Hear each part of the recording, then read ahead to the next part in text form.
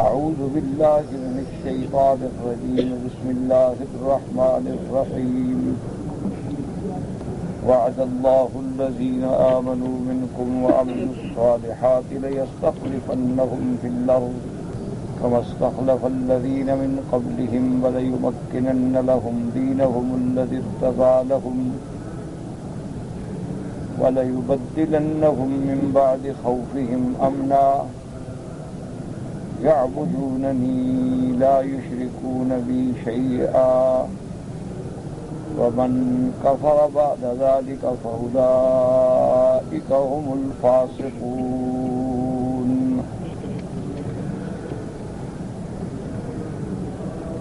سورۃ النور میں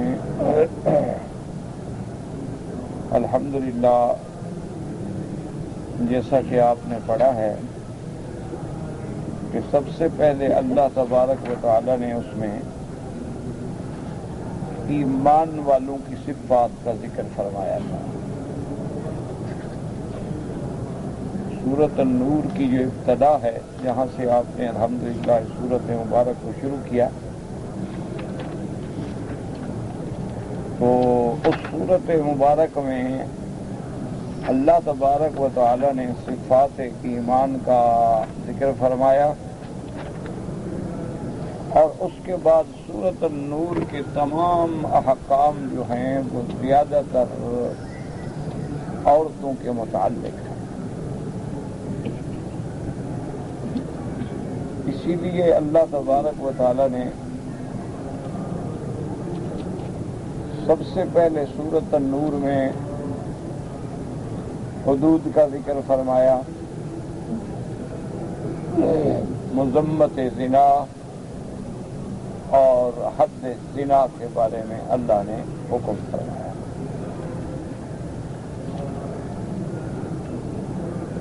کیونکہ اس کا زیادہ تر وقوع جو ہے وہ عورتوں کی طرف سے ہوتا ہے، اس لیے قرآن مقدس نے اس آیت مبارک میں عورت کا ذکر مقدم فرمایا کہ الزانیۃ والزانی فجلدوا کل واحد منہما مئۃ جلدہ۔ اب اس میں آپ نے الحمدللہ احکام پڑھ لیے ہیں کہ اگر زنا کرنے والے مرد اور عورت دونوں غیر شادی شدہ ہیں تو ان کے لیے 100 کوڑے تجویز کیے گئے، اور اگر شادی شدہ ہیں تو ان کے لیے رجم۔ اللہ تبارک و تعالی نے قرآن مقدس میں یہ بات واضح فرما دی ہے کہ اطاعت اللہ کی اور اللہ کے رسول کی۔ تو اسی لیے صحابہ کرام فرماتے تھے کہ جب حد کا ذکر آتا کہ اس کا ذکر تو اللہ نے قرآن میں فرما دیا، اور رجم کا ذکر جو ہے فرمان محمد مصطفیٰ صلی اللہ علیہ وسلم۔ رجم رسول اللہ صلی اللہ علیہ وسلم ورجمنا، صحابہ نے فرمایا حضور نے خود رجم کا حکم دیا ہے، پھر ہم نے بھی رجم کیا، کیونکہ اللہ کا پیغمبر بغیر وحی الہی کے ایسا حکم جاری ہی نہیں فرما سکتا۔ تو اس لیے بہرحال اب قرآن و حدیث کی روشنی میں حد بھی ثابت ہو گئی اور رجم بھی ثابت ہے۔ اس کے بعد پھر ضروری احکام اس بات کے آئے تھے کہ اگر کوئی آدمی ناجائز طور پر کسی پہ تہمت لگاتا ہے، اللہ رحمت کرے اللہ بچائے، کسی پر زنا کی تہمت لگا دی، تو اس کے لیے شریعت نے حکم دیا کہ بھئی گواہ لاؤ، یا تو گواہ لاؤ، اور ایسے معاملے میں 2 گواہ نہیں بلکہ 4 گواہ، اور اگر وہ گواہ لے آئے تو جس کے خلاف ثبوت ہے اس کو حد ہوگی، یہ بری ہو گیا، اس نے تہمت نہیں لگائی بلکہ سچی بات کی۔ اور اگر 4 گواہ نہ لے آ سکے اپنی بات کو ثابت کرنے کے لیے تو پھر اس پہ حد قذف آئے، اس کو اسلام کہتا ہے حد قذف۔ کہ جھوٹی تہمت لگانے والی کی سزا، اور حد قذف کیا ہے؟ 80 کوڑا مارا جائے گا کہ تم نے ایسی جھوٹی تہمت کیوں لگا دی۔ لیکن اس بات میں یہ بھی یاد رکھیں کہ قرآن میں جو آیات ہیں ان کا تعلق یہ ہے کہ ذکر کیا گیا ہے مردوں کا، کہ جو مرد پاک باز مومنہ عورتوں پر تہمت لگاتے ہیں، حالانکہ اگر عورت بھی تہمت لگائے اس کے لیے بھی یہی سزا ہے، یعنی اگر مرد تہمت لگائے کسی عورت پر زنا کی اور ثابت نہ کر سکے تو 80 کوڑا، ثابت ہو جائے تو حد زنا۔ اسی طرح اگر عورت نے کسی مرد پہ تہمت لگا دی تو ثابت کرے تو اس پر حد ہوگی، نہ ثابت کرے اس کو بھی وہی سزا، اس کو کہتے ہیں حد قذف۔ اب اس کے بعد جو سب سے مشکل مسئلہ پیش آیا تھا، جو الحمدللہ آپ نے پڑھا ہے، کہ اگر کوئی آدمی اللہ معاف کرے اس نے اپنی بیوی کے ساتھ ایسی حالت و کیفیت میں دیکھا کسی بندے کو، تو یہ ایک بہت بڑا پیچیدہ مسئلہ۔ اس لیے صحابہ بہت حیران ہوئے اور انہوں نے کہا کہ یا رسول اللہ، اللہ کا فرمان ہمارے آنکھوں پہ، لیکن خدا نہ کرے میں اپنی بیوی کے پاس کسی غیر مرد کو دیکھوں تو میں گواہ بلانے کے لیے جاؤں، اور اگر گواہ نہ ہوں تو پھر مجھے 80 کوڑا کھانا پڑے۔ اگر گواہ ڈھونڈنے کے لیے جاؤں اور وہ گواہ بھی 4 ہوں، 1 بھی نہ ہو، 2 بھی نہ ہو، 4 ہوں، تو اتنی دیر میں وہ زانی جو ہے میرے گھر بیٹھا رہے گا؟ وہ تو نعوذ باللہ اپنا فائدہ اٹھا کے بھاگ جائے گا۔ تو میں ان حالات میں تو بڑا مجبور ہو گیا کہ میں کیسے ثابت کر سکتا ہوں۔ حتیٰ کہ ایک دن ایک صحابی میں رضی اللہ تعالی عنہ نے حضور صلی اللہ علیہ وسلم کی خدمت میں عرض کیا کہ یا رسول اللہ، اگر میں نے ایسی کیفیت میں بیوی کو دیکھا تو میں تو گواہ ڈھونڈنے نہیں جاؤں گا، میں تو قتل کر دوں گا۔ مجھ سے تو برداشت نہیں ہو سکتی یہ بات کہ میری بیوی ہو، میری عصمت میں ہو، میرے نکاح میں ہو، اور میرے بستر پہ کسی غیر کے ساتھ وہ لذتیں حاصل کرے۔ حضور ناراض، رحمت دو عالم صلی اللہ علیہ وسلم نے فرمایا کہ انا اغیر منکا، میرے صحابی میں تم سے زیادہ بغیرت ہوں، واللہ اغیر منی، اور اللہ ہم سب سے زیادہ غیرت والے ہیں۔ کیسے تم بات کرو؟ صرف تمہارے اندر غیرت ہے، میں سب سے زیادہ غیرت والا ہوں، اللہ مجھ سے بھی زیادہ غیرت۔ لیکن جو اللہ نے احکام جاری فرمائے ہیں اس کے اندر حکمت ہے، اللہ تبارک و تعالیٰ کے ہر حکم کے اندر حکمت ہے۔ اب اگر زنا کی اتنی بڑی سزا ہے کہ 100 کوڑے مارے جائیں، یا مرد ہے یا عورت ہے شادی شدہ ہے تو پتھر مار کے مار دیا جائے، یہ معمولی سزا تو نہیں ہے نا۔ تو اس اگر سزا سخت ہے تو ثابت کرنا بھی اور زیادہ سخت ہے۔ اللہ نے ایسے حالات پیدا کر دیے ہیں کہ یہ نہ ہو کہ دنیا نعوذ باللہ جھوٹی تہمتیں لگا کے لوگوں کو رجم کراتی رہے، لوگوں پر حد جاری کراتی رہے۔ ایسے حالات بھی ہوتے ہیں کہ بعض اوقات انسان ایسے خبیث بھی دنیا میں ہوتے ہیں کہ کسی شریف خاندان کی لڑکی کو بے عزت کرنے کے لیے وہ جھوٹی تہمت کو خود بھی اقرار کر دیتے ہیں، حالانکہ کوئی واقعہ نہیں ہوتا۔ تو اس لیے اللہ تبارک و تعالیٰ نے احکام میں سختی رکھ دی۔ ہاں اگر میاں بیوی میں مسئلہ پیش آ جائے تو اس کے لیے اللہ تبارک و تعالیٰ نے اپنے پاک پیغمبر کو حکم دیا کہ آپ دونوں کو بلا لیں، اور بلانے کے بعد اس مرد نے اگر ابتدا کی ہے تو اس سے کہیں کہ وہ 4 دفعہ قسم کھائے، کیونکہ اس کے پاس گواہ تو ہے نہیں۔ اب گواہ نہیں ہے تو اصولاً تو اس کو 80 کوڑا کھانا چاہیے تھا، لیکن اللہ تبارک و تعالیٰ نے رحمت فرما دی، اللہ تبارک و تعالیٰ نے عنایت فرما دی کہ حکم جاری کر دیا کہ تم 4 دفعہ قسم کھاؤ کہ میں جو کہہ رہا ہوں سچ ہے، میں نے اپنی بیوی کو گناہ کی حالت میں دیکھا، اور 5ویں دفعہ یہ کہے کہ اگر میں جھوٹ بول رہا ہوں تو مجھ پہ اللہ کی لعنت، اسی طرح اب پھر عورت سے حلف ہے کہ وہ بھی 4 دفعہ قسم کھائے کہ میرا خاوند جھوٹ بولتا ہے، میں نے زنا نہیں کیا ہے، اور 5ویں دفعہ اللہ کے غضب کو دعوت دے، تو اب یہ ہو جائے گا کہ یہ دونوں جو ہے حد سے بچ گئے۔ عورت نے قسم کھا لی تو حد زنا سے بچ گئی، مرد نے قسم کھا لی تو حد قذف سے بچ گیا۔ لیکن جب نوبت یہاں پہنچے تو اب میاں بیوی کا گزارا نہیں ہو سکتا، اس لیے اسلام نے حکم دیا کہ ان کے درمیان میں تفریق کر دو، ان کے درمیان میں اب ہمیشہ کے لیے حرمت ہو گئی کہ جو خاوند اپنی بیوی پر تہمت لگائے یا بیوی اپنے خاوند پہ تہمت لگائے، زندگی کیسے گزرے گی؟ اس لیے اسلام نے حکم دے دیا کہ اب ان دونوں کے درمیان قاضی کا فرض ہے کہ تفریق کر دے۔ اب یہ عورت اس کے لیے ہمیشہ کے لیے حرام ہو گئی، اب اس کی یہ بیوی نہیں بن سکتی۔ اور ایسے واقعات حضور صلی اللہ علیہ وسلم کے دور میں بھی آ گئے، کیونکہ یہ تو اصولی بات ہے نا کہ حق اور باطل کی جنگ جو ہے وہ تو ابتدائے آفرین سے چلی آ رہی۔ یہ تو ہمیشہ بات ہے نا کہ حضور کے زمانے میں بھی دن ہوتا تھا اور رات ہوتی تھی، حضور صلی اللہ علیہ وسلم کے زمانے میں بھی سچ بولنے والے بھی تھے، جھوٹ بولنے والے بھی تھے، حضور صلی اللہ علیہ وسلم کے زمانے میں امانت والے بھی تھے، خیانت والے بھی، حتیٰ کہ ایک دفعہ حضور صلی اللہ علیہ وسلم کے سامنے ایسا کیس آیا، خامد نے اپنی بیوی پہ تہمت لگائی، لیکن عورت قسم کھانے کے لیے تیار ہو گئی۔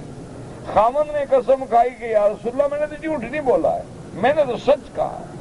عورت نے جب قسم کھائی تو حضور نے اس کو روکا، فرمایا دیکھو دنیا کی سزا بہتر ہے آخرت کی سزا سے، لہذا جھوٹی قسم نہ کھاؤ، اللہ کے غضب کو دعوت نہ دو۔ یہ جو لوگ سمجھ لیتے ہیں ہم نے قسم کھا لی کیا ہو جائے گا کیا ہو جائے گا، اس کا انجام بعض اوقات اللہ دنیا میں دکھا دیتے ہیں، بعض اوقات آخرت میں دکھا دیتے ہیں۔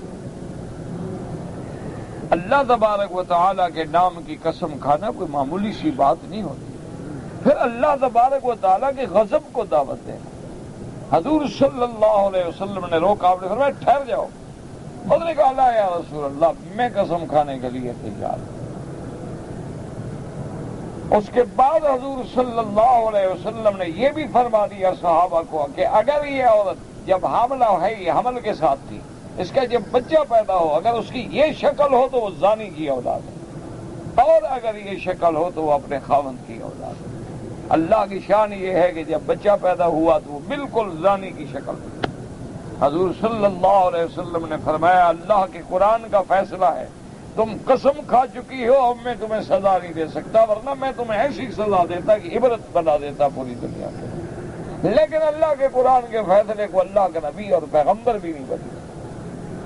تو ان واقعات کے بعد پھر آپ کو یاد ہوگا کہ آپ نے سیدہ عائشہ صدیقہ رضی اللہ تعالی عنہا کے عفق کا قصہ پڑھا کہ بعض بدتینت لوگوں نے، اور یہ ہر دور میں ہوتا آیا ہے، ہر دور میں ایسے واقعات ہوئے ہیں کہ اس وقت بھی منافقین نے، عبداللہ ابن ابی نے، دشمنان محمد مصطفیٰ نے، صلی اللہ علیہ وسلم نے موقع کی فرصت پاتے ہی بی بی عائشہ پہ حملہ کر دیا، جیسے آج بھی آپ دیکھ رہے ہیں کہ رحمت دو عالم صلی اللہ علیہ وسلم کے خلاف اخبارات نے کس قدر بے باکانہ جرت کا مظاہرہ کیا ہے۔ یاد رکھیں یہ اتفاقات نہیں ہیں، یہ کفر کی ایک تخطیط ہے، کفر کی ایک سازش ہے، کفر کا ایک بنا بنایا پروگرام ہے تاکہ ثابت کرے کہ جب حضور کی توہین ہوگی مسلمان مشتعل ہوگا ہم کہیں گے دیکھو دہشت گرد۔ حالانکہ یہ تمام دہشت گردی کی پیدا کرنے والا کفر ہے۔ اسلام تو سلامتی کا مذہب ہے، ایمان تو امن کا مذہب ہے۔ اللہ کا نبی تو مسلمان کی تعریف یہ فرماتے ہیں کہ المسلم من سلم المسلمون من لسانہ ویدہ۔ حضور نے فرمایا کہ مسلمان کی تعریف یہ ہے کہ جس کی زبان سے اور ہاتھ سے لوگ محفوظ۔ مسلمان کی تو تعریف یہ ہے۔ آپ نے فرمایا مسلمان کی تو تعریف یہ ہے کہ المؤمن لا یکون لعانا، مومن کبھی کسی دوسرے پہ لعنت نہیں کرتا، مومن کبھی بد زبانی نہیں کرتا، مومن کبھی گری ہوئی اخلاق سے بات نہیں کرتا۔ یہ تو مومن کی شان کے خلاف ہے۔ تو اس قسم کی حرکتیں جو ہیں یہ آج سے نہیں ہو رہی، اس قسم کی حرکتیں جو ہیں یہ ابتدائے آفرین سے ہیں۔ اللہ کے ہر پیغمبر پہ ایسے حالات گزرے ہیں. آپ نے دیکھا ہے کہ موسیٰ علیہ السلام پر بھی دشمنوں نے تہمت لگائی، ان کی زندگی میں، ان کے بدن میں عیب کی تہمت لگائی. اسی طرح آپ نے دیکھا ہے کہ سیدنا یوسف علیہ السلام کو بھی جیل میں ڈالا گیا، ان کو بھی قید و بند کی صعوبتوں سے گزرنا پڑا. اسی طرح آپ نے دیکھا ہے کہ اس دور میں بھی لوگوں نے پیغمبر کے دروازے پہ آ کے کہا کہ آپ اپنے مہمان ہمارے سپرد کریں تاکہ ہم گناہ کر سکیں. یہ ہر دور میں ہوتا آیا ہے، اور ہر دور میں کفر نے یہ حرکتیں کی ہیں، اور ایسی حرکتوں سے انہوں نے سمجھا ہے کہ حق مٹ جائے گا، حق دب جائے گا، اسلام کمزور ہو جائے گا. لیکن یہ ان کی غلط فہمی ہے. وہ جتنے ہی زور لگائیں گے، وہ جتنی ہی پھونکے ماریں گے، وہ جتنی ہی گستاخی کریں گے، اللہ اسلام کو اور زیادہ رفعت عطا فرمائیں گے، اللہ اسلام کو اور زیادہ شان عطا فرمائیں گے. اسی لیے اب آپ قرآن پاک پہ نظر ڈالیں تو آدمی کے دل سے نکلتا ہے کہ صدق اللہ العظیم، باقی پروردگار عالم آپ نے سچ فرمایا. دیکھیں کہ اللہ نے وہاں کیا لفظ فرمایا، اِنَّا كَفَيْنَاكَ الْمُسْتَهْزِئِينَ، کہ میرا محبوب محمد مصطفیٰ صلی اللہ علیہ وسلم ہم کافی ہیں، ہم آپ کا بدلہ لیں گے استہزاء کرنے والوں سے. وہاں بھی لفظ استہزاء ہے. کارٹون بنانا کیا ہے؟ استہزاء ہے. استہزاء جو ہے کبھی قلم سے ہوتا ہے، استہزاء جو ہے کبھی تحریر سے ہوتا ہے، استہزاء جو ہے کبھی تقریر سے ہوتا ہے، استہزاء جو ہے کبھی اشارات و کنایات سے ہوتا ہے. اللہ نے فرمایا آپ فکر نہ کریں محمد مصطفیٰ صلی اللہ علیہ وسلم، آپ کے ساتھ جو استہزاء کرنے والے ہیں ان سے ہم بدلہ لینے کی طاقت رکھتے ہیں. ہم آپ کا بدلہ لیں گے، ہم آپ کے شان کو اونچا کریں گے، ہم آپ کے دشمنوں کو نیست و نابود کر دیں گے. اور آپ دیکھیں کہ جس وقت ابھی لہب کے بیٹے نے گستاخی کی شان محمد مصطفیٰ میں صلی اللہ علیہ وعلا آلہ واصحابہ وسلم، تو حضور پاک نے کیا دعا مانگی تھی کہ اللہم سلط علیہ قلبا من کلابک، کہ یا اللہ اپنے جنگل کے کتوں میں سے کسی کتے کو اس پہ مسلط کر دیں. اور آج بھی مسلمان اللہ کے کعبے میں بیٹھ کے دعا کریں کہ اللہم سلط علیہم قلبا من کلابک، کہ یا اللہ جس بدبخت نے ہمارے مدنی کی توہین کی ہے اس پر بھی جنگل کے کتوں میں سے کسی کتے کو مسلط کر دیں. یا اللہ انت القادر علی ذلک، یا اللہ آپ بدلہ لے سکتے ہیں، یا الہ العالمین آپ ان سے انتقام لینے پہ قادر ہیں، یا اللہ آپ ان کی شوکت کو مٹانے پہ قادر ہیں، یا اللہ آپ ان کی سازشوں کو بے نقاب کرنے پہ قادر ہیں. وما ذلک علی اللہ بعزیز، اور آپ کے لیے کیا ہے. دیکھیں کہ انجام کیا ہوا کہ بیٹا اوپر سویا ہوا ہے، جنگل سے ایک شیر نکلتا ہے. اللہ نے اس جنگل کے شیر کو بھی بتا دیا تھا کہ محمد مدنی کے گستاخ کی ایسی ہوا ہوگی، ایک ایک کو سونگتا ہے، آخر چھلانگ لگا کے اسے ٹکڑے ٹکڑے کر دیتا. اسی طرح فکر نہ کریں، اللہ تبارک و تعالی اور مسلمانوں کو چاہیے کہ جوش میں آ کر اپنے دعوے کو، اپنی قوت کو کمزور نہ کر دیں، کسی تشدد کا شکار نہ ہوں. بس سب سے بڑی سزا ہے کہ دشمن کا بائیکاٹ کر دیں، دشمن کی ہر چیز کو ہاتھ لگانا چھوڑ دیں، خریدنا چھوڑ دیں، دیکھنا چھوڑ دیں، ان کی ہر چیز پہ لعنت بھیج دیں، کو مفت میں بھی دے تو اٹھا کے پھینک دیں، تاکہ ان کو پتہ لگے کہ ان کے دلوں کے اندر محبت ہے محمد مصطفیٰ کی صلی اللہ علیہ وعلا آلہ واصحابہ وسلم. اگر آپ تشدد پہ اتر آئے، اگر آپ نے بھی توڑ پھوڑ شروع کر دی تو دشمن تو کامیاب ہو گیا. وہ یہی تو چاہتا ہے، وہ یہی تو چاہتا ہے کہ آپ کو مشتعل کرنے کے بعد ایسے حالات پیدا کر دے کہ لوگوں کو بتلا سکے دیکھو جناب یہ ایسے ایسے کارٹون ہوتے رہتے ہیں، ایسی بات ہوتی رہتی ہے، ایسی بات ہوتی کیا مانا ہے. یعنی دنیا کا کون سا ایسا آئین ہے، دنیا کا کون سا ایسا قانون ہے، دنیا کی کون سی ایسی پارلیمنٹ ہے، دنیا کی کون سی ایسی عدلیہ ہے، دنیا کی کون سی ایسی مقننہ ہے جو کسی پیغمبر کے توہین کی اجازت دیتی ہو، کسی پیغمبر کے شان میں گستاخی کی اجازت دیتی ہو. ہمیں تو اپنا قرآن یہ کہتا ہے کہ کافروں کے خدا کو بھی برا مت کہو. اللہ تبارک و تعالی ہمیں تو یہ سبق دیتے ہیں کہ تم کافروں کے بھگوان کو بھی گالی نہ دو، تم کافروں کی دیوی دیوتاؤں کو بھی گالی نہ دو، تم کافروں کو ان کے مقامات مقدسہ کی بھی توہین نہ کرو، کیونکہ تم نے اگر گالی دی تو وہ تمہارے خدا کے بارے میں بات کریں گے۔ اللہ تبارک و تعالیٰ کی شان دیکھیں۔ اچھا اس ابی لہب کو دیکھو جس نے کہا حضور کو کہ تب اللہ تیرے لیے ہلاکت ہو، اللہ نے ایسی ہلاکت مسلط کی، اللہ نے ایسا عذاب مسلط کیا کہ مر گیا، اپنے بیٹے قریب نہیں آتے تھے، خاندان قریب نہیں آتا تھا، برادری قریب نہیں آتی تھی، 2-3 دن تو گھر میں پڑا رہا، بدبو پھیل گئی، محلے والے تنگ آ گئے، آخر لوگوں نے باہر سے کرائے پہ مزدور لائے گئے، ان کو کہا گیا کہ اس کی لاش کو اٹھائیں، انہوں نے کہا ایسے بدبخت کی لاش کیسے اٹھائیں، لاش پھٹ چکی ہے اور زہر پھیل چکا ہے، بدبو پورے مکے والوں کو جینے نہیں دیتی۔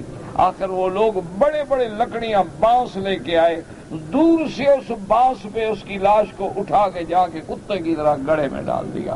اللہ تبارک و تعالی نے دنیا میں دکھلا دیا اور بتلا دیا کہ میرا بدنی ان شانیہ کا هو الابتر، تیرے دشمن کا ہم نام مٹا دیں گے، تیرے دشمن کا ذکر ختم کر دیں گے، تیرے دشمن کی بات کو ہمیشہ کے لیے جڑ کاٹ دیں گے، ہم آپ کی شان کو ورفعنا لک ذکرک۔ آپ دیکھیں گے ابی لہب مٹتا گیا، محمد مدنی کا نام چڑھتا گیا، محمد مدنی کی شان بلند ہوتی گئی۔ تو انشاءاللہ اللہ تبارک و تعالی اپنے دین کی حفاظت فرمائیں گے، اسلام کی حفاظت فرمائیں گے۔ اللہ تبارک و تعالی عزت محمد مصطفیٰ، عصمت محمد مصطفیٰ، شان محمد مصطفیٰ کی حفاظت فرمائیں گے۔ یہ اللہ تبارک و تعالیٰ کا اللہ کا فیصلہ ہے کہ واللہ یعصمک من الناس، اللہ کا فیصلہ ہے کہ ان شانئک هو الابتر، اللہ کا فیصلہ ہے کہ انا کفیناک المستہزئین، اللہ نے فیصلہ فرما دیا ہے کہ میرا مدنی یمکرون ویمکر اللہ واللہ خیر الماکرین، دشمن بھی تدبیریں کرتے ہیں لیکن میری تدبیر و تقدیر کا کون مقابلہ کر سکتا ہے؟ اسی لیے اللہ نے قرآن میں واضح فرما دیا ہے کہ یریدون لیطفئوا نور اللہ بافواہہم، کیا یہ چاہتے ہیں کہ ہم اللہ کے نور کو پھونکے مار کے بجھا دیں گے؟ اللہ نے فرمایا واللہ متم نورہ، اللہ اپنے اس نور کو تمام فرمائیں گے، چاہے کافر پسند نہ کریں لیکن اسلام کا نور چمک کے رہے گا۔ آج اگر کوئی چاند کو پسند نہ کرے چاند چمکتا رہے گا، آج اگر کوئی چاند پہ تھوکنے کی کوشش کرے وہ تھوک اس کے منہ میں آئے گی، آج اگر کوئی ستاروں پہ تھوکنے کی کوشش کرے وہ اس کا اپنا منہ گندا ہوگا۔ اس لیے دیکھیں کہ اس دور میں بھی دشمنوں نے سیدہ عائشہ صدیقہ بنت الصدیق رضی اللہ تعالی عنہا پہ تہمت لگائی۔ اللہ تبارک و تعالی نے سیدہ عائشہ صدیقہ، آپ واقعہ چونکہ پورا پڑھ چکے ہیں الحمدللہ ثم الحمدللہ، کہ اللہ نے سیدہ عائشہ کی براءت کا باقاعدہ قرآن میں اعلان فرما دیا۔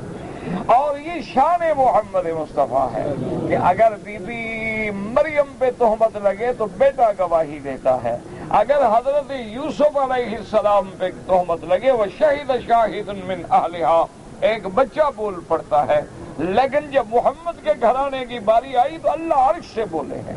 اللہ تبارک و تعالی نے قرآن نازل فرمایا ہے، اللہ تبارک و تعالی نے برات نازل فرمائی ہے۔ اسی لیے سیدہ عائشہ صدیقہ امہات المؤمنین رضی اللہ تعالی عنہا المبرأۃ من السماء فرماتی تھیں، کہتی تھی خدا کی قسم ہے الحمدللہ میں پاک تھی، میں بریہ تھی، مجھے یقین تھا کہ اللہ میری برات کا فیصلہ فرمائیں گے، لیکن بی بی عائشہ فرماتی ہے میرا خیال تھا کہ اللہ نبی کے دل میں بات ڈال دیں گے کہ آپ کی بیوی پاک ہے، یا اللہ تبارک و تعالیٰ اپنے نبی کو خواب دکھا دیں گے، لیکن مجھے یہ پتہ نہیں تھا کہ اللہ میری شان اتنی اونچی کر دیں گے کہ قیامت تک میری برات جو ہے قرآن میں پڑھی جائے اور ہر منبر و محراب پہ ذکر ہوگا کہ سبحانک ھذا بہتان عظیم، سبحانک ھذا بہتان عظیم۔ اور اس پر اللہ تبارک و تعالی نے قرآن پاک میں وہ حد قذف کا جو فیصلہ تھا تو جو لوگ ان میں شریک ہوئے تھے حضور صلی اللہ علیہ وسلم نے ان پہ حد قذف جو ہے وہ بھی جاری فرما دی، اور انہی میں وہ مستح بھی تھے کہ جن کا تمام خرچ جو ہے، تمام اخراجات جو ہیں سیدنا ابو بکر صدیق رضی اللہ تعالی عنہ ادا کرتے، لیکن خدا کی شان سیدھی بات ہے کہ جب سیدہ عائشہ پر تہمت کی بات آئی تو حضرت ابو بکر غصے ہو گئے. آپ نے فرمایا واللہ لا انفق علیہ کہ آج کے بعد میں اس پہ بالکل خرچ نہیں کروں، کہ میں اس کے خرچے برداشت کرتا رہا اور وہ جو ہے میری اپنے بیٹی کی تہمت لگانے والوں کے ساتھ شریک ہو گیا. اس لیے حضور صلی اللہ علیہ وسلم نے دیکھا، لیکن اللہ نے فوراً حکم نازل فرما دیا. قرآن میں حکم آ گیا کہ وَلَا يَأْتَلِ أُولِي الْفَضْلِ مِنْكُمْ وَالسَّعَةِ أَنْ يُؤْتُوا أُولِي الْقُرْبَى وَالْمَسَاكِينَ وَالْمُهَاجِرِينَ فِي سَبِيلِ اللَّهِ وَلْيَعْفُوا وَلْيَصْفَحُوا أَلَا تُحِبُّونَ أَنْ يَغْفِرَ اللَّهُ لَكُمْ وَاللَّهُ غَفُورٌ رَحِيمٌ. اللہ نے حکم دیا کہ صاحب فضل جو لوگ ہیں، صاحب سعہ جو لوگ ہیں، وہ کسی کی غلطی کی وجہ سے کوتاہی کی وجہ سے ایسا نہ کریں کہ اگر ان پہ احسان کرتے تھے تو وہ احسان کو نہ روکیں. حضرت اور حکم دیا کہ وہ معاف کر دیں، وہ درگزر کریں. اللہ تبارک و تعالیٰ بھی بخشنے والے ہیں. تو حضرت ابو بکر نے فرمایا کہ آج کے بعد میں جتنی دیتا تھا اس سے دگن نہ دیا کروں گا. میں نے معاف بھی کر دیا اور میں نے درگزر بھی کر دیا. اس کے بعد پھر آپ نے پڑھا تھا کہ اللہ نے فیصلہ فرما دیا تھا کہ میرا محبوب، اصل بات یہ ہے کہ الخبیثات للخبیثین والخبیثون للخبیثات والطیبات للطیبین والطیبون للطیبات، کہ اصل بات یہ ہے کہ بری عورتیں برے مردوں کو چاہتی ہیں اور برے مرد جو ہیں وہ بری عورتوں کے لیے ہوتے ہیں.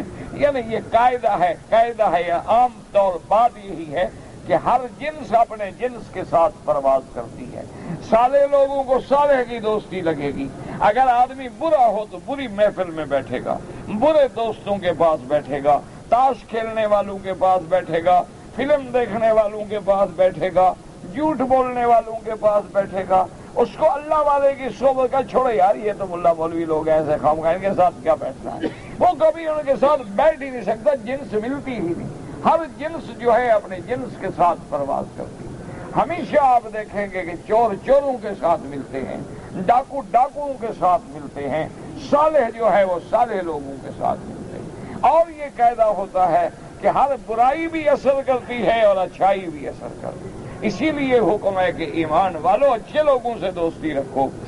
اس لیے علماء نے لکھا ہے کہ اگر آدمی کسی اللہ کے ولی کی صحبت میں بیٹھا ہو، نہ بھی چاہتا ہو تو اثر آئے گا. لیکن اب ہم نہ بھی چاہیں تو لائٹ آ رہی ہے، روشنی پہنچ رہی ہے، ہمیں کہ نہیں پہنچ رہی. ہم چاہے لاکھ دفعہ نہ چاہیں لیکن روشنی آئے گی. ہم لاکھ دفعہ نہ چاہیں چاند کی کرنیں اپنا نور بکھیریں گی. ہم لاکھ دفعہ نہ چاہیں سورج کی شعاعیں جو ہے تیزی ہمیں پہنچے گی. اسی لیے اللہ والوں کے نور ایمان کی جو برکت ہوتی ہے، اللہ کے ذکر کے اندر جو نور ہوتا ہے، اللہ تبارک و تعالیٰ کے ذکر کے اندر جو سرور ہوتا ہے، ہم نہ بھی چاہیں تو اثر ہوتا ہے. اسی لیے حدیث مبارک میں ہے کہ ہؤلاء لا یشقی جلیسہم، ان کے ساتھ بیٹھنے والا بھی محروم نہیں ہوتا. اللہ فرماتے ہیں وہ ویسے بیٹھ گیا ہے، چلو اس پر بھی رحمت کر دو. بیٹھ تو گیا ہے نا میرے بندوں کے ساتھ. اس لیے فرمایا کہ میرا بدنی پاک لوگوں کے لیے بیویاں بھی پاک اور خبیث کے لیے بیویاں بھی خبیثات ہوتی ہیں.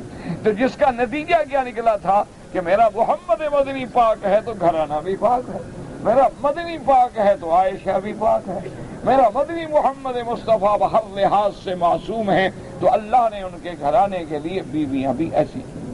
ان کے بعد پھر ایک ایسا حکم نازل ہوا تھا، آپ نے پڑھا ہے سورۃ النور میں، کہ ایمان والوں کسی کے گھر میں داخل ہونے کے لیے دو چیزوں کی ضرورت ہے، اذن بھی ہو اور سلام بھی کرو. یعنی آپ نے کسی کے گھر میں جانا ہے، یہ نہیں کہ بغیر پوچھے ہوئے اندر چلے جاؤ.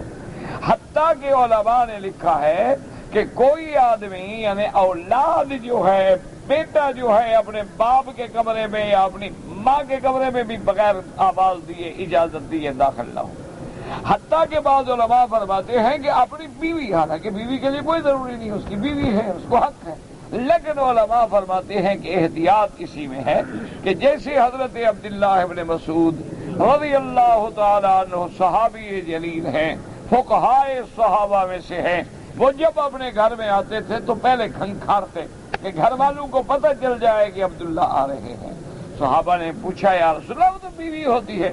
پر میں تمہاری بیوی ایسی حالت میں پڑی ہو گئے اس حالت میں تم نہ دیکھنا چاہو، یا تم والدہ کے کمرے میں جا رہے ہو، خدا نہ کرے وہ کپڑے اتار کے بیٹھی ہے، کوئی بیچاری اپنے بدن کے لیے کوئی نہا رہی ہے، غسل کر رہی ہے، تو اس لیے حکم ہے کہ کسی گھر میں بغیر اجازت کے، بغیر اذن کے داخل نہ۔ اور یہ بھی اسلام نے سکھا دیا ہے کہ جب اذن لینے کے لیے جاؤ تو 3 دفعہ اذن مانگو، اگر 3 دفعہ کے بعد بھی اجازت نہ ملے تو واپس آ، لیکن اندر سے آواز آ گئی کہ بھی واپس چلے جائے، گھر میں کوئی مرد نہیں ہے، تو اسلام نے بتایا کہ فرض ہوا ازکالکم، تمہارے لیے اسی میں بہتری ہے کہ جب گھر میں کوئی مرد نہ ہو تو کسی غیر عورت کے کمرے میں نہ بیٹھیں، کیونکہ اگر عورت ہو اور مرد ہو تو تیسرا شیطان ہوتا، یہ قاعدہ ہے۔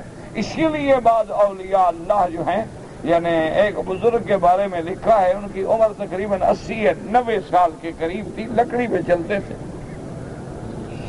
اور انہوں نے اپنے خادموں کو بتلا دیا تھا کہ اگر کوئی عورت دعا کے لیے آئے یا کوئی عورت بیچاری کچھ پوچھنے کے لیے آئے تو اس کو اکیلا نہ بھیجا کرو، تم لوگ ساتھ آئے کرو۔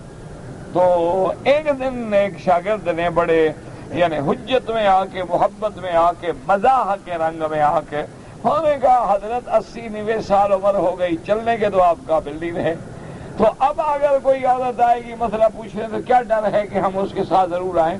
آپ نے فرمایا تمہیں پتہ نہیں ہے شیطان اتنا ملعون ہے کہ وہ 90 سال کے بزرگ سے بھی گناہ کروا دیتا ہے، شیطان اتنا خبیث ہے کہ اس کی شہوت کو بھی انگیز کر دیتا ہے، تو اس لیے کبھی اعتماد نہیں ہونا چاہیے۔ جب اللہ کے نبی نے فرمایا ہے کہ جب کسی غیر عورت کے ساتھ بیٹھو گے تو تیسرا شیطان ہوتا ہے، لیکن اندر سے آواز آ گئی کہ بھی واپس چلے جائے، گھر میں کوئی مرد نہیں ہے، تو اسلام نے بتایا کہ فرض ہوا ازکالکم، تمہارے لیے اسی میں بہتری ہے کہ جب گھر میں کوئی مرد نہ ہو تو کسی غیر عورت کے کمرے میں نہ بیٹھیں، کیونکہ اگر عورت ہو اور مرد ہو تو تیسرا شیطان ہوتا، یہ قاعدہ ہے۔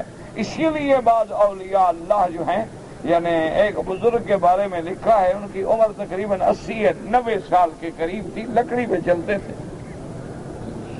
اور انہوں نے اپنے خادموں کو بتلا دیا تھا کہ اگر کوئی عورت دعا کے لیے آئے یا کوئی عورت بیچاری کچھ پوچھنے کے لیے آئے تو اس کو اکیلا نہ بھیجا کرو، تم لوگ ساتھ آئے کرو۔ تو ایک دن ایک شاگرد نے بڑے یعنی حجت میں آ کے، محبت میں آ کے، مزاح کے رنگ میں آ کے انہوں نے کہا حضرت 80-90 سال عمر ہو گئی، چلنے کے تو آپ قابل نہیں رہے، تو اب اگر کوئی عورت آئے گی مسئلہ پوچھنے تو کیا ڈر ہے کہ ہم اس کے ساتھ ضرور آئیں؟ آپ نے فرمایا تمہیں پتہ نہیں ہے شیطان اتنا ملعون ہے کہ وہ 90 سال کے بزرگ سے بھی گناہ کروا دیتا ہے، شیطان اتنا خبیث ہے کہ اس کی شہوت کو بھی انگیز کر دیتا ہے، تو اس لیے کبھی اعتماد نہیں ہونا چاہیے۔ جب اللہ کے نبی نے فرمایا ہے کہ جب کسی غیر عورت کے ساتھ بیٹھو گے تو تیسرا شیطان ہوتا ہے، اور پھر شیطان دلوں میں وساوس ڈالتا ہے، حتیٰ کہ مجبور کر دیتا ہے کہ اس لیے حکم ہے کہ اگر عورت کہے کہ بھئی گھر میں کوئی نہیں، فرض ہو تو واپس لوٹ آؤ، یہی اور یہ بھی اسلام نے سکھایا کہ جب اجازت لینے کے لیے جاؤ تو دروازے کے سامنے کھڑے ہو کر بھی اجازت نہ مانگو، کیونکہ اگر آپ سامنے کھڑے ہیں تو ہو سکتا ہے ہوا سے پردہ ہٹ جائے، ہو سکتا ہے کوئی دروازہ بچہ کھولے تو آپ تو دیکھ رہے ہیں گھر کو، پھر پردے کی کیا ضرورت ہے، پھر دروازے بند کرنے کی کیا ضرورت؟ دروازہ اسی لیے تو ہوتا ہے کہ کوئی اندر نہ جھانکے، اسی لیے تو پردہ لٹکایا جاتا ہے کہ بھی کوئی کسی کی نظر اندر نہ پڑے، آدمی نہ دیکھے غیر محرم کو۔ اگر آپ سامنے کھڑے ہیں، ہوا کا جھونکا آیا، پردہ ہٹ گیا، آپ نے تو سارا گھر دیکھ، کوئی چھوٹا بچہ آیا اس نے دروازہ کھولا، سامنے عورتیں کھڑی ہیں، آپ نے تو دیکھ لی، تو پھر پردے کا فائدہ کیا ہو؟ اسی لیے ایک صحیح حدیث مبارک میں آتا ہے کہ ایک صحابی نے حضور صلی اللہ علیہ وسلم کے دروازے پہ کھڑے ہو کے اجازت مانگی، اور آگے حضور کے زمانے میں وہ کوئی دروازے تو ہوتے نہیں تھے، کوئی اتنے بڑے اہتمام تو تھا نہیں، اتنا بڑا انتظام تو تھا نہیں، تو کوئی درد تھی اس پردے میں، تو وہ درد کے سامنے کھڑا تھا، تو حضور غصے میں باہر تشریف لے آئے، آپ نے فرمایا یہ پردہ کیوں لٹکایا گیا؟ میرا دل چاہا کہ میں نیزہ مار کے تیری آنکھ نکال دوں، کہ میرے گھر کو دیکھ رہے ہو اندر سے، جھریوں پہ کھڑے ہوتا کہ نظر پڑ جائے، جیسے آج کا رواج ہوتا ہے نا جی کہ گاڑی میں بیٹھے تو شیشہ سیٹ کرتے ہیں تاکہ عورت کو دیکھ سکیں، باقاعدہ ڈرائیور تو ڈرائیور، آج کل تو خیر شریف لوگ بھی یہی کام کرتے ہیں، آج کل تو شریف کہتے اسی کو ہے نا جو دوسروں کی لڑکیوں کے ساتھ موٹر سائیکل پہ بیٹھے بیچ پہ جائے سیر کرے. آج کل تو شریف یہ اسی کو سمجھا جاتا ہے نا کہ جو کلبوں میں ہوں، جو پبوں میں ہوں، جو ڈانس فلور پہ ہوں، جو بیچ پہ ہوں اور موٹر سائیکل پہ لڑکیاں بیٹھی ہیں، کپڑے اوڑھ رہے ہیں، اور اگر کپڑا پہنا ہوا ہے تو پورا بدن اندر سے نظر آ رہا ہے. انا للہ و انا الیہ راجعون. اور یہ تہذیب ہے کفر کی جو اب ہمارے گھروں کے اندر نہیں بلکہ بیڈ روم میں بھی داخل ہو گئی. اب ہر گھر کے اندر ڈش ہے، ہر گھر کے اندر انٹرنیٹ ہے، ہر گھر کے اندر VCR ہے، ہر گھر کے اندر ہر بلا اور ہر لعنت ہے. تو جب یہ اللہ کا قہر ہمارے گھروں میں بھی داخل ہو گیا ہے تو اب اس سے تو صرف وہی بچیں گے جن کا اللہ کے ذکر سے تعلق ہوگا، جن کا اللہ والوں سے تعلق ہوگا، جن کا اولیاء اللہ سے صحبت ہوگی، جن کا صحیح لوگوں کے ساتھ اٹھنا بیٹھنا ہوگا، جن کا صبح و شام قرآن کا مطالعہ ہوگا. ورنہ اس عذاب سے دنیا کی کوئی طاقت نہیں بچا سکتی. اس عذاب سے بچانے والی چیز کیا ہے کہ فذکروا اللہ. اللہ نے فرمایا تم مجھے یاد کیا کرو. فذکرونی اذکرکم واشکروا لی ولا تکفرون. تو اللہ نے یہ حکم فرمایا کہ تم کسی کے گھر میں داخل نہ ہو جب تک کہ اذن طلب نہ کرو، اور پھر یہ بات بھی واضح کر کے بتاؤ کہ میں کون ہوں. اسلام نے یہ بھی سکھلا دیا کہ آپ یہ نہ کہیں کہ آنا میں ہوں. کیوں بتبھی تم ہو کون ہو؟ نام لو کہ میں فلاں ابن فلاں ہوں. اگر وہاں کوئی نہ ہو تو بالکل داخل نہ ہو. ہاں اگر ایسے گھر ہیں کہ جن میں کسی کی رہائش نہیں ہے، سٹور ہے، کوئی سامان رکھنے کی جگہ ہے، کوئی کمرے ہیں جہاں اپنے سامان چھوڑا ہوا ہے، تو وہاں کسی کی اجازت کی ضرورت نہیں ہوتی، کیونکہ آپ کو یقین ہے کہ اندر جو ہے اس کے اندر کوئی رہنے والا نہیں، کوئی دیکھنے والا نہیں، کسی عورت کے ساتھ جو ہے خلوت نہیں ہوگی، کسی عورت کے ساتھ جو ہے ملاقات. اندر تو گاڑی خالی ہے، ویران پڑا ہوا. اور اس کے بعد اللہ نے پھر ایک اور حکم دیا. اللہ نے فرمایا کہ یہ تو ساری احتیاطیں ہیں کہ گھر میں رہیں، یہ ساری احتیاطیں ہیں کہ پردے میں رہیں، یہ ساری احتیاطیں ہیں کہ غیر محرم عورت کے ساتھ بات نہ کریں، یہ ساری احتیاطیں ہیں کہ کسی کے گھر میں بغیر استئذان و استئناس کے داخل نہ ہوں. لیکن اس کے علاوہ اگر راستے میں چلتے ہوئے یا اتفاق سے کسی عورت پہ نظر پڑ جائے تو اپنی نظروں کو نیچے کر لو، اپنی نظروں کو جھکا لو، تاکہ اتفاق سے جو نظر پڑی ہے اس پہ تو مواخذہ نہیں ہوگا، اس پہ تو پکڑ نہیں ہوگی. لیکن اگر تم پھر غور کرو گے تو اس نظر پر بھی تمہیں پکڑ ہوگی. اس لیے اللہ تبارک و تعالیٰ نے حکم جاری فرما دیا قل للمؤمنین یغضوا من ابصارہم ویحفظوا فروجہم ذالک ازکیٰ لہم. اسی میں تمہارے لیے پاکیزگی ہے کہ اگر عورت سامنے آ گئی ہے اتفاق سے اور تمہاری نظر پڑ گئی ہے تو فوراً اپنے نظروں کو جھکا دو. اور یاد رکھو کہ علماء نے لکھا ہے اور روایات میں بھی آتا ہے کہ النظر سہم مصبوم من سہام ابلیس، کہ نظر جو ہے یہ شیطان کے زہریلے تیروں میں سے ایک تیر ہے. اسی نظر سے آدمی برباد ہوتے ہیں، اسی نظر سے گناہوں کی ابتدا ہوتی ہے، اسی نظر سے انسان کے دلوں میں فتنے جاگتے ہیں اگر تم نے نظروں کو جھکا لیا ہے. اچھا، اور یہ بھی حدیث مبارک میں آتا ہے کہ اگر کوئی عورت سامنے آئی اور تم نے نظر جھکا لی، اللہ فرماتے ہیں اس کے بدلے میں تمہیں ایسی چیز دکھلاؤں گا کہ تمہیں ایمان کی حلاوت محسوس ہو، تمہارے دل کے اندر ایمان کی حلاوت پیدا ہو جائے گی. اور یہی حکم اللہ نے عورتوں کو بھی دیا ہے کہ اگر تم حرم میں آ رہی ہو، اگر تم راستے میں آ رہی ہو، اتفاق سے کسی مرد پہ نظر پڑتی ہے تو تم بھی اپنی نظروں کو نیچے کر لو، تم بھی اپنی نظروں کو جھکا لو. باقی باتیں جو ہے نا جی آج کل جیسے فتنہ پرور لوگ ہوتے ہیں وہ کہتے ہیں جی اس کا مطلب تو یہ ہوا کہ ہم اندھے ہو جائیں اور عورتیں بھی اندھی ہو جائیں تو کام کیسے دنیا کے چلیں گے. تو حضور صلی اللہ علیہ وسلم کے زمانے سے لے کر اصحاب رسول کے زمانے تک 80 لاکھ مربع میل انہوں نے فتح کر ڈالا اور وہ قرآن پہ عمل تھے. انہوں نے کیسے ترقی کر لی؟ انہوں نے کیسے کسرا روم کی طاقتوں کو اپنے پاؤں کے تلے روک ڈالا؟ انہوں نے کیسے پورے عالم پہ حکمرانی کی؟ انہوں نے کیسے عدل و انصاف کے ایسے پیمانے مقرر کیے کہ آج دشمن بھی ان کے عدل و انصاف کی کہانیاں دہراتا ہے۔ انہوں نے کیسے سے کیسے سائنسی ایجادات کی، انہوں نے کیسے کیسے دریاؤں کے اوپر اپنے گھوڑوں کو دوڑا دیا، انہوں نے کیسے کیسے دنیا کے جنگلات میں جا کے اپنے ڈیرے ڈال دیے۔ تو اگر ان کو آنکھیں جھکانے سے ان کی ترقی نہیں رک گئی، ان کی آنکھیں جھکانے سے اسلام کو اور عزت ملی ہے، تو تمہاری ترقی کیسے رک جائے گی اور تم کیسے اندھے ہو جاؤ گے؟ اسلام تو اندھے سے بھی پردے کا کہتا ہے۔ ایک دفعہ حدیث مبارک میں ہے، بیویاں بیٹھی ہیں، ایک صحابی تھے نابینا، حضرت عبداللہ ابن ام مکتوم رضی اللہ تعالی عنہ، وہ آ رہے تھے، انہوں نے اجازت مانگی آنے کی۔ حضور نے اپنی بیویوں سے کہا کہ پردہ کر لو۔ انہوں نے کہا یا رسول اللہ رجل اعمی، وہ تو اندھا ہے غریب، آپ جانتے ہیں ورنہ ہوا اعمی، وہ اندھا ہے، وہ دیکھتا نہیں، پردہ کیا کرے، وہ کیا دیکھے گا غریب؟ آپ نے فرمایا افامویان انتم، کیا وہ تو اندھا ہے، تم دونوں بھی اندھی ہو، تم دونوں نہیں دیکھو گی اس کو؟ تو جیسے مرد کو دیکھنا حرام ہے، عورت کو بھی دیکھنا حرام ہے، چاہے وہ اندھا ہو یا آنکھوں والا ہو۔ مقصد تو اتنا فطرے سے بچنا ہے۔ مقصد تو یہ ہے کہ اللہ تبارک و تعالی نے عزت دی ہے عورت کو، عصمت دی ہے عورت کو، مقام دیا ہے عورت کو، کہ عورت جو ہے وہ کوئی شو پیس نہیں ہے، عورت جو ہے وہ کوئی چلتی پھرتی ہوئی لاش نہیں ہے، عورت جو ہے وہ تمہارے سامان بیچنے کے لیے نمونہ اور ماڈل بن کے زندگی گزارنے کے لیے نہیں آئی ہے۔ عورت تو عزت والی چیز ہے، حفاظت والی چیز ہے، اور اس کی حفاظت جو ہے ہر مسلمان پہ فرض ہے۔ اور عورت کے مقام ہے کہ کبھی وہ ماں کے مرتبے پہ ہوتی ہے، کبھی وہ بہن کے مرتبے پہ ہوتی ہے، کبھی وہ بیٹی کے مرتبے پہ ہوتی ہے، کبھی وہ بیوی کے مرتبے پہ ہوتی ہے۔ اس کے علاوہ کوئی عورت کا مقام نہیں۔ اس کے علاوہ اگر وہ کوئی مقام ڈھونڈے گی تو خود بھی برباد ہوگی اور اپنے پوری نسل کو بھی ہلاکت سے دوچار کر دے گی۔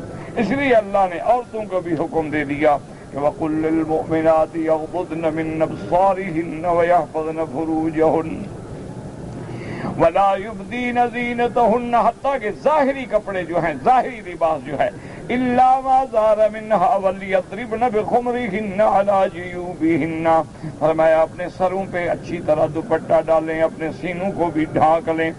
اپنی زینت جو ہے إِلَّا وَلَا يُبْدِينَ زِينَتَهُنَّ إِلَّا لِبُؤُولَتِهِنَّ، اپنے خاوند او آبائہن یا باپ کے سامنے، او آباء بعولتہن یا خامد کے باپ کے سامنے، او ابناء بعولتہن یا خامد کے پہلی بیوی سے بیٹے کے سامنے، او بنی اخواتہن یا بھائیوں کے بیٹوں کے سامنے، او بنی اخواتہن یا بہنوں کے بیٹوں کے سامنے، او نسائہن یا عورتوں کے سامنے، او ما ملکت ایمانہن یا اپنی کنیزہ کے سامنے، او التابعین غیر اولی الاربۃ من الرجال، یا ایسے لوگ جن کو کوئی مردانیت کی خیال بھی نہیں، خواہش بھی نہیں ہے، او الطفل الذین لم یظہروا علی عورات النساء، یا بچے نابالغ ہیں، ابھی چھوٹے ہیں، ابھی ان کے دماغوں میں گناہ نہیں آیا ہے،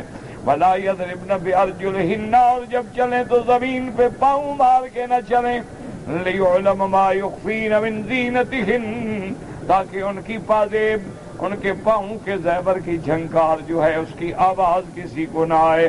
اور جو غلطی ہو چکی ہے، توبوا الی اللہ جمیعا، سب مل کے اللہ کی طرف لوٹو، سب مل کے اللہ تبارک و تعالیٰ کے دروازے پہ گڑ گڑا کے توبہ کرو ایمان والو۔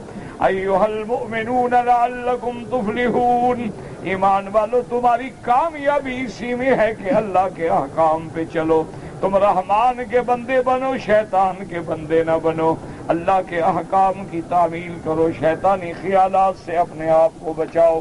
تو یہ سارے احکام الحمدللہ ثم الحمدللہ ہم نے سورۃ النور میں پڑھے ہیں، تو تاکہ سب کا دہرا دیا، تاکہ کچھ نہ کچھ آپ کے ذہن میں وہ سورۃ النور کا ایک خاکہ تازہ ہو جائے، آگے سبق پڑھنے میں اور سمجھنے میں انشاءاللہ آسانی۔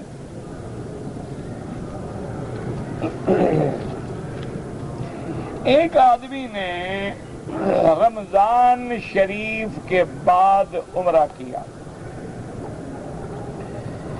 اور اس نے اس کے بعد حج بھی کیا ہے اور حج افراد کی نیت کی اور حج کی بکری یا اس نے نہیں کی ہے تو اس کے بارے میں کیا حکم؟ اب یہ تو آپ نے لکھا نہیں نا کہ جس آدمی نے یہ کیا وہ کون ہے، باہر کا رہنے والا ہے، مکے کا رہنے والا ہے، آفاقی ہے، مقیم ہے، کون ہے؟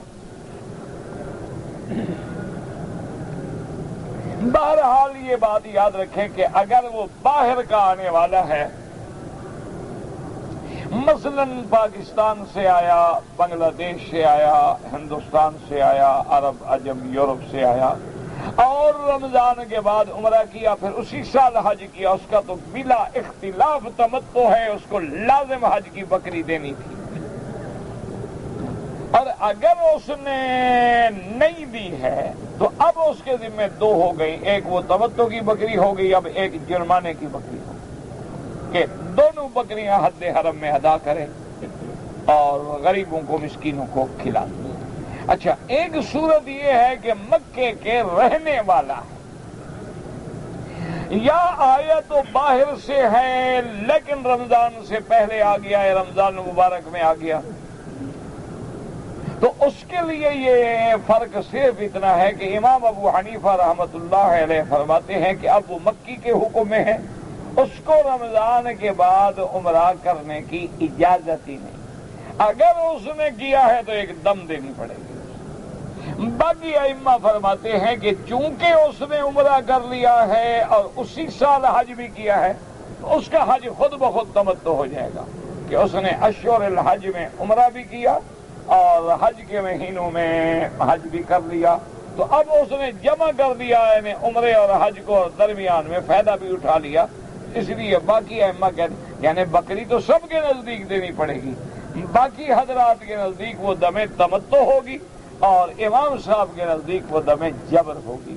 اب ان کے نزدیک دو بکریاں ہو گئی، تمتع کی نہیں دی تو ایک جبر کی بھی دے گا، امام صاحب کے نزدیک ایک ہی رہے گی کہ اس نے غلطی کی، اس کا تمتع تو بنتا نہیں، وہ کہتے ہیں تمتع تو ہوتا ہی اسی کا ہے جو باہر سے آئے، ذالک لمن لم یکن اہلہ ھذا المسجد الحرام، اگر وہ مکے میں رہنے والا ہے، اگر مکے کا مقیم ہے یا رمضان میں آ کے مکے میں رہ گیا ہے تو وہ تو مکے والوں کے حکم ہے، اس کا تو تمتع قران ہوتا ہی نہیں، تمتع قران تو ان لوگوں کا ہوتا ہے جو باہر سے آتے ہیں اور میقات پہ آنے کے بعد احرام باندھتے ہیں، تو بہرحال اب اس کو بکری تو دینی ہی دینی ہے۔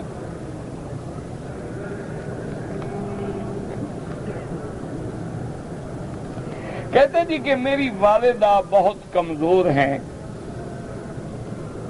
اور میں یہاں پر رہتا ہوں سعودی عرب میں، مزدور آدمی ہوں، مزدوری کرتا ہوں، اگر میں اپنی والدہ کا حج بدل کرانا چاہوں تو اس کے لیے مجھے کسی اور آدمی سے کرانا ہوگا یا میں خود کروں؟ آپ خود کریں، اور آدمی کیوں کرے؟ آپ اولاد ہیں، آپ بیٹے ہیں، سب سے زیادہ ذمہ داری آپ کی ہے، آپ اپنا حج کر چکے ہیں، اب اپنی والدہ کا حج بدل کریں۔ آپ سے زیادہ بہتر کون ہے کہ آپ کسی اور کو بلائیں؟ آپ کسی کو نہ بلائیں بلکہ اپنی والدہ کا حج بدل خود کریں، آپ کو بھی پورا حج ملے گا اور والدہ کو بھی پورا حج ملے گا۔ میں بیمار ہوں اور دعا کریں اللہ ہر بیمار پہ رحم فرما، اللہم اشفنا واشف مرضانا ومرضى المسلمین، اللہم انا نعوذ بک عن البرص والجذام وعن سیء الاسقام، اللہم اشفنا واشف مرضانا ومرضى المسلمین، یا شافی یا سلام، اللہم رب الناس مذہب الباس، اشف انت شافی لا شفاء الا شفاؤک، شفاؤک لا یغادر سقما۔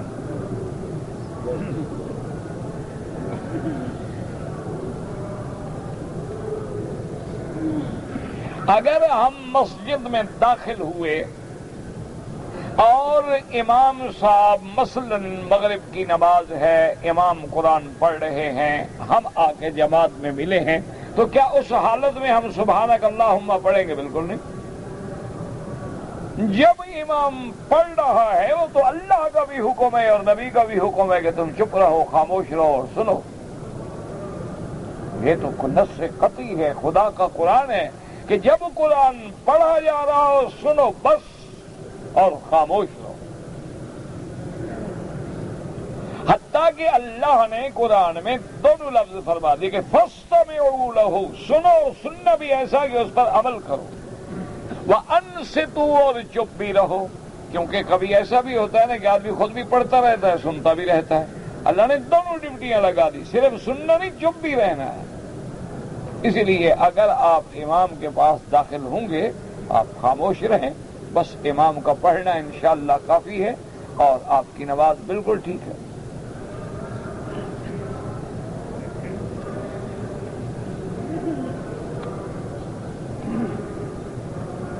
اگر ایک آدمی نے 11 تاریخ کو کنکر نہیں مارے لیکن اس نے 12 تاریخ کو جا کے قضا کر لی، یعنی 12 کی بھی ماری اور جو 11 کی نہیں مارے تھے وہ بھی قضا کر دیا، تو کوئی جرمانہ نہیں.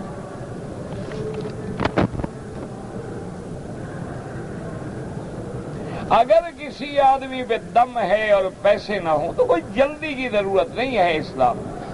جب اللہ توفیق دے پیسے بھیج کے دم کرا دو.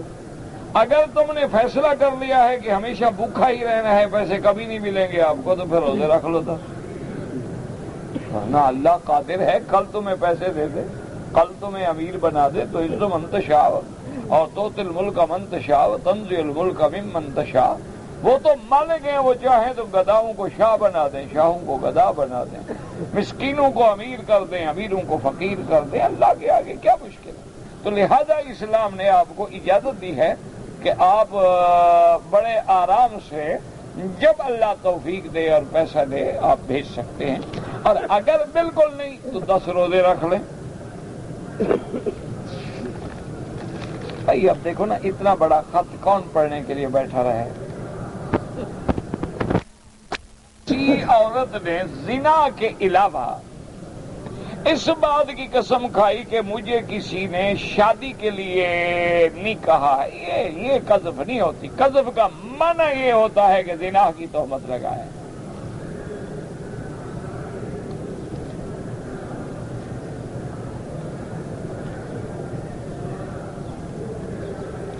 اگر کسی آدمی کا نعوذ باللہ کسی عورت کے ساتھ ناجائز تعلق تھا،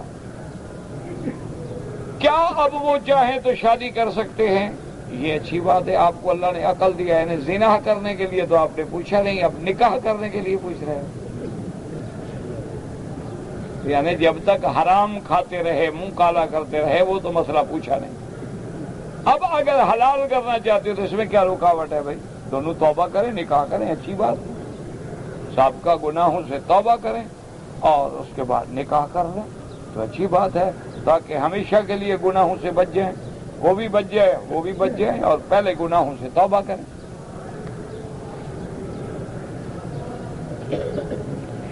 کہتے جی کہ اگر وہ شادی کریں گے تو ان کی اولاد حرام سے ہوگی. زنا کرتے ہوئے نہیں سوچا تھا، اب نکاح کرتے ہوئے فکر ہو رہی ہے. کیا لوگوں کی عقل ہیں، پتہ نہیں اللہ نے گھوسا بھر دیا ہے دماغوں میں. بھئی اگر بغیر نکاح کے زنا میں عورت حاملہ ہو گئی، صاف بات ہے کہ وہ زنا کی اولاد ہے. اگر اب اس نے گناہوں سے توبہ کر لی اور دوبارہ نکاح کر لیا تو صحیح اولاد ہے. اب کیا گناہ ہے اس کا؟ کتنی طوائفیں ہیں جو توبہ کر کے ساری زندگی کے لیے شریف ہو گئی. کتنی گناہگار مرد ہیں جو زندگی جن کی گناہوں میں گزری اللہ نے بدل دیا، ولی اللہ بن گئے. یہ کون سی مشکل بات ہے؟ آپ توبہ کریں، اللہ کا دروازہ کھلا ہوا ہے، اللہ تبارک و تعالیٰ کی رحمت پکار رہی ہے. اور اس سے بڑی بات کیا ہوگی کہ ان اللہ یحب التوابین. اللہ فرماتے ہیں میں تو توبہ کرنے والوں سے محبت کرتا ہوں. توبہ تب کرے گا نا، گناہ ہوگا تو توبہ کرے گا نا. مانا اللہ تو محبت فرماتے ہیں کہ اچھا گناہگار بندے کو خیال آ گیا کہ میرا بھی ہے کوئی مالک، تو آدمی کو تو ہر حال میں توبہ کرنی.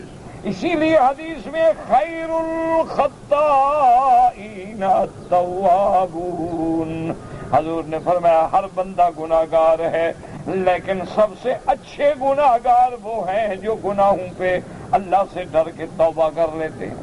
تو آدمی توبہ کر لو، اور خدا کی رحمت کے دروازے بند نہیں ہوئے ہیں، اور توبہ کرنے کے بعد نکاح کریں، بالکل جو اولاد ہوگی وہ بالکل صحیح اولاد ہوگی۔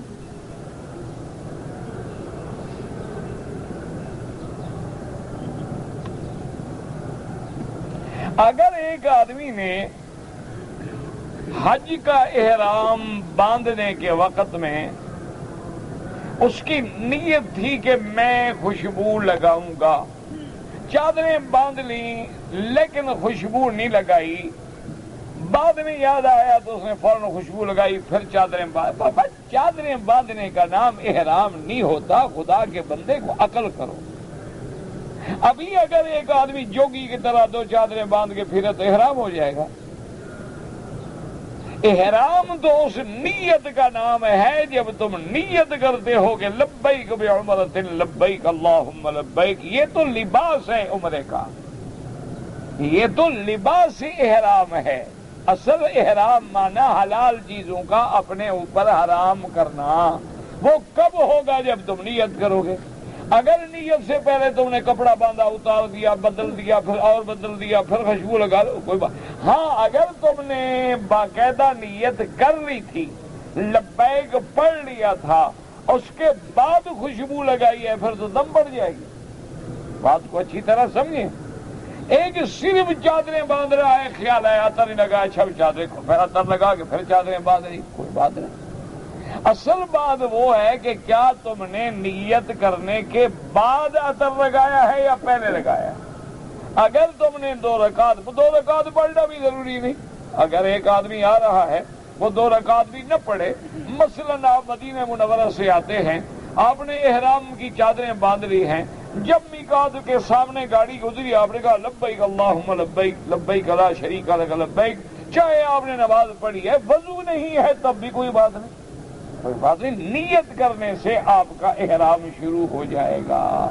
اب لازمی ہے کہ آپ احتیاط کریں، خوشبو نہ لگائیں۔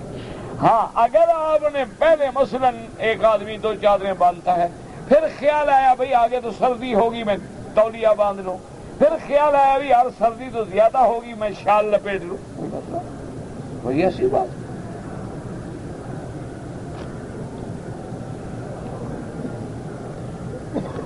کہتے جی کہ جمعہ جو ہے وہ کتنے دور، یہ دور کی بات نہیں ہے، کبھی کبھی ایک شہر کی اتنی آبادی ہے کہ وہاں 10 مسجدوں میں جمعہ ہوتا ہے، پھر بھی لوگ پورے نہیں ہوتے۔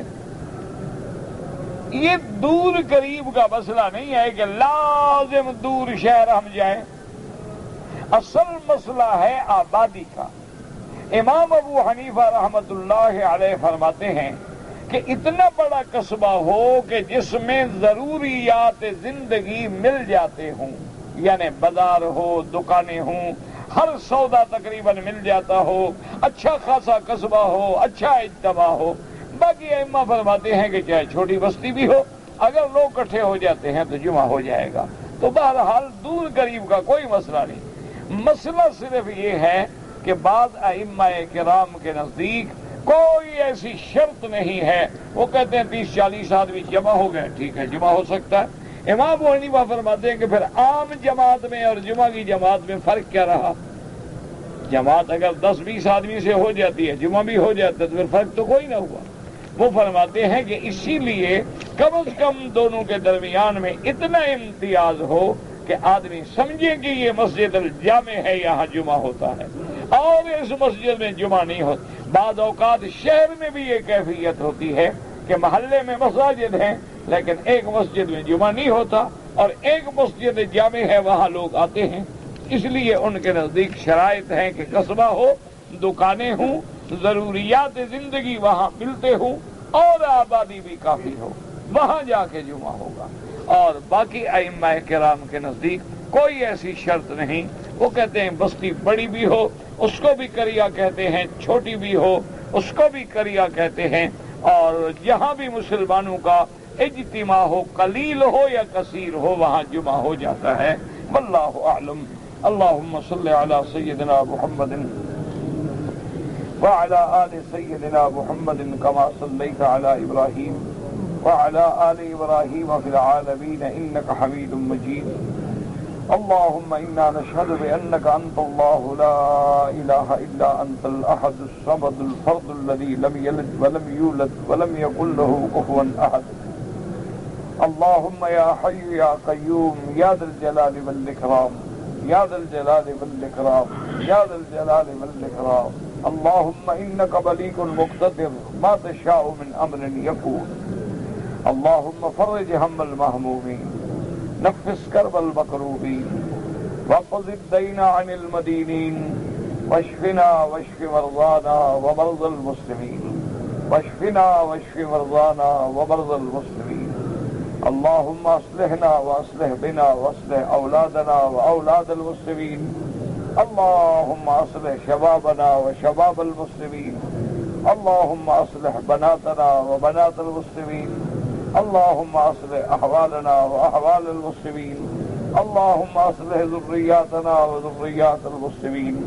اللهم اصلح لنا شأننا كلها فلا تكلنا الى انفسنا طرفة عين قط ولا اقل من ذلك. یا الہ العالمین بیماروں کو شفا عطا فرما، بے حیاؤں کو حیا عطا فرما، بے دینوں کو دین عطا فرما، بے اولادوں کو اولاد عطا فرما، جن کی اولادیں ہیں ان کو صالح بنا، بے روزگاروں کو روزگار عطا فرما، قرض داروں کے قرض ادا فرما. یا الہ العالمین جن لوگوں نے رحمت دو جہاں کی شان میں گستاخی کی ہے ان پر اپنا قہر مسلط فرما. یا اللہ ان پہ اپنا قہر مسلط فرما. یا اللہ ان پہ اپنا عذاب مسلط فرما. یا اللہ مسلمانوں کے سینوں کو مسلمانوں کے دلوں کو ٹھنڈا فرما دے. یا اللہ ان کے اوپر قہر نازل کر کے مسلمانوں کی تسلی فرما دے. یا اللہ مسلمانوں کی شان کی اور دین کی حفاظت فرما دے. عالم اسلام کی حفاظت فرما دے. حرمین الشریفین کی حفاظت فرما. بلد الامین کو قیامت تک ہر فتنے سے محفوظ فرما. یا اللہ ہمیں مانگنا نہیں آتا بغیر مانگے عطا فرما. یا اللہ بغیر مانگے عطا فرما. یا اللہ پورے عالم میں ہدایت کی فضا پیدا فرما. یا اللہ پورے عالم میں ہدایت کی ہوائیں چلا دے. یا اللہ حضور کی سچی محبت نصیب فرما. یا اللہ حضور کی سچی محبت نصیب فرما. یا اللہ حضور پاک کی سچی محبت نصیب فرما. اللہم ارزقنا حبک وحب نبیک وحب من یحبک وحب عمل من یقربنا الى حبک برحمتک یا ارحم الراحمین.